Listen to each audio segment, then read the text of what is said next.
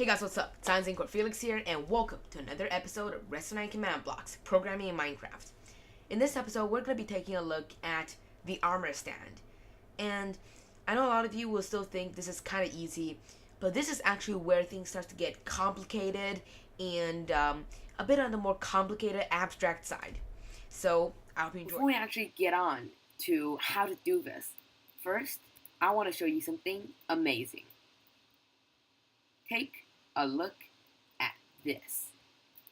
It's an armor stand, yeah, and it's really, really cool.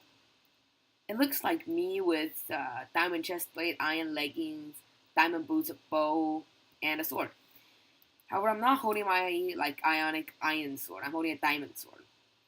But still, it's a sword, right? And it's me. The head is a bit larger than my usual head, but still me. And look how cool is that? That's real cool. So now, actually, before we actually do anything else, let me first introduce you to a cool little gadget that I really like to use. So let me quickly switch the screens. Okay. This thing. It's called Minecraft Armorstand. And the link, as you can see, is hazelkern.github.io/Minecraft-armorstand. However, if you just go search, in any search engine, Minecraft Armorstand pose generator, this one would pop up somewhere. Or you can find other ones. Personally, I like to use this one. So instead of actually showing you how to do the code, I will look at the code and actually explain to you about what's actually happening, because it's been a long time since the last time I've actually handwritten one of these commands. I usually just use this website to generate it. But of course, if you're watching this video long after it came out, there might be some better websites. This website might not be up anymore, but then I guess you would just have to handwrite the code. Anyways, basically, again, summon armor stand, toda, current position. In Minecraft, however, I actually changed this so it summons it on the cobblestone block. So first of all, invulnerable. So these are all tags, as you might realize. So in the last video, we dealt with tags a lot. We explored tags, we looked at tags, and now we're actually going to look at more, well, I guess fancier tags. So just keep track of my cursor. Actually, I don't know if you can actually see it. Anyways, I'll just read it out loud. So the first tag here is called invulnerable. Yeah, and yes, of course you could write 1B. Of course you could write 1B instead of just 1. It's like preference. So basically, invulnerable, it means you can't actually hit and kill the armor stand with a single strike. You would have to actually kill it with a kill command. However, it's sort of useless when applied here because every invulnerable mob is invisible. Every invisible mob is invulnerable. So you can't have a not invisible mob that's not invulnerable. Well, you can't have so the mob has to be invisible for it to be invulnerable. And I don't want that. I actually want the little arms. So yeah, that's why this actually does nothing. I just ticked it, I don't know, for some reason. Anyways, here's the interesting one. Persistence required. Basically, what this means is if the chunk despawn, so not this despawn, but if the chunk that you're currently in, if for example, if you go far away and then the chunk stops loading and then you rejoin the game and that chunk was not loaded, every single mob in that chunk, unless the dude had a name. So in the last video, you might recall, we named the pig Oink. So all the other pigs, apart from Oink, will despawn if I go far away and quit and rejoin. But Oink will stay there. So persistence required basically means anything without a name would still sort of be in the chunk when I come back.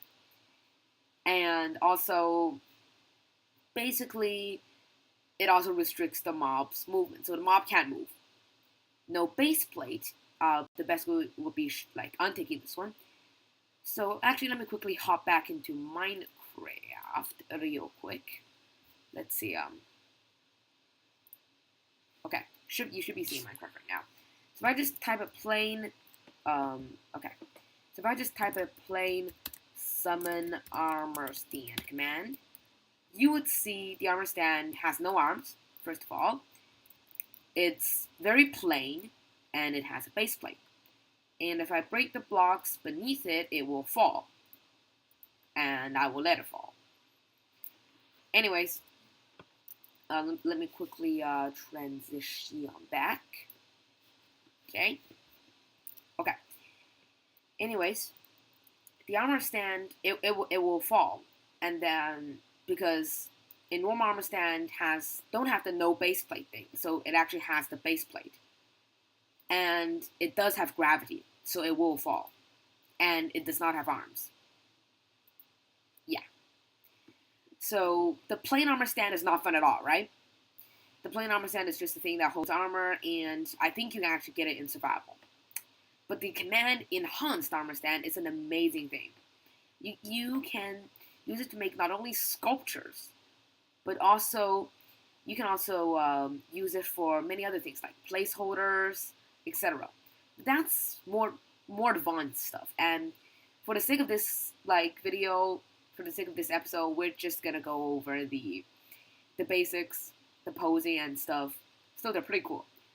Later, when we talk actually about more about using these things as, I guess, sort of messengers, or using these things to test other stuff, then we'll be going over the real advanced stuff.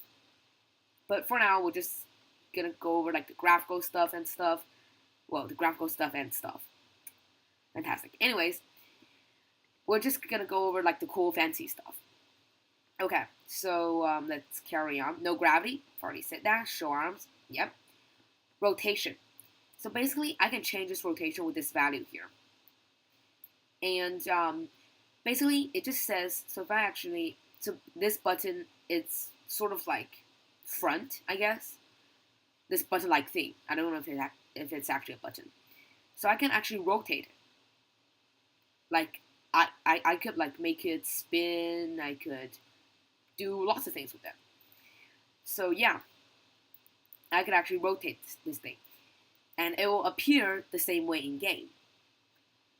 And this is basically what the rotation is. So don't mind the F after here. So in every armor stand rotation, after the number there has to be an F.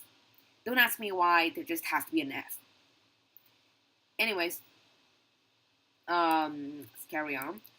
Armor items. So if you're playing in 1.8, it's not actually going to be like this. It's going to be equipment, and then sort of like this. But in 1.9, 1.10, and above, armor items, basically, they are, well, we have different things. We have armor items and hand items. So basically, as for armor items, it only deals with armor.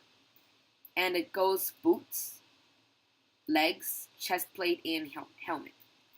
So basically what I'm doing here is I'm saying that in square brackets, I'm saying the ID for the boot slot. So the boots, curly braces, always come first. And that helmet always goes last. So it sort of goes from like bottom to like, I guess, top. Okay. So, yep, diamond boots. And this count is the damage value. And it's in most cases, it's not necessary. But again, this website generates it like this. And sometimes when I do it without this thing, it works. Sometimes it does not. Again, don't ask me why. It's probably like an in-game glitch or something. But yes, sometimes it works, sometimes it does not.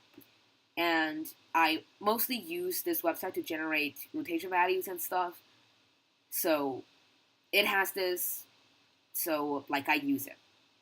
Anyways, iron leggings, count 1B, like chest plate. And here's the cool thing, okay? Skull.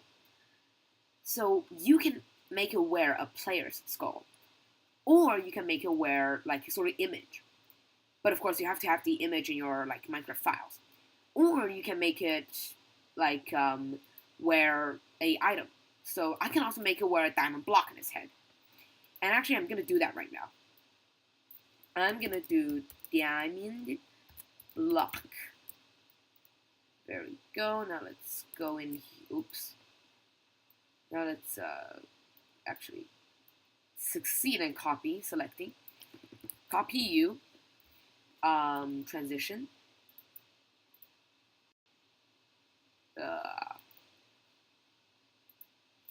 Okay. Wait. Okay, there we go. Transition.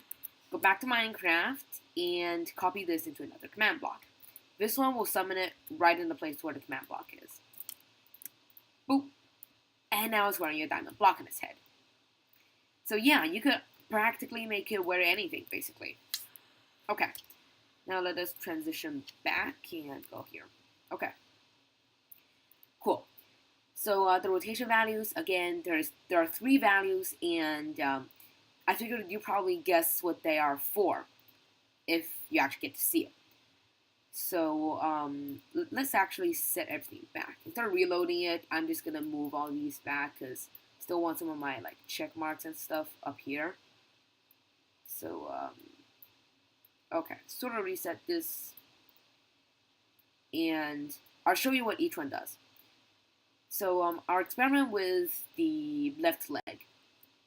This one basically shows the sort of like how it kicks, I guess, sort of.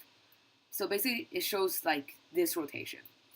This one is basically like the spinning your leg around, spinning your leg around kind of thing. And this one is the sideways one. So basically you can make really cool things with them. And the same applies for every other thing. But here's the really cool, well, not cool, but like the really weird thing. You can actually detach the body from the rest of the armor stand. You can make it like just stand up like that or like that. And the funniest thing is probably going to be like just sticking it somewhere that's hidden inside of the head or something, and then just have 4 like sort of stick-like things. Like, I don't want to mess with the body because it sort of defeats the purpose. But then again, it's a funny thing to do. Okay. Basically, that's pretty much it on rotations. And I've got one last value here, small. It basically makes the armor stand smaller. Yep. It makes the armor stand smaller. And invisible, of course, makes it invisible. And invulnerable as well. So yeah, like I said, definitely go check this website out. It's really cool. Again, I don't know if it's going to be available or not, because you might be watching this in, like, far in the future. But again, this is a tool that I use, and I personally That's going to do it for this episode, and in the next episode, we're going to be looking at 3 more commands. And the episode after that, I'm going to have a surprise for you. So guys, look forward to that episode, and goodbye.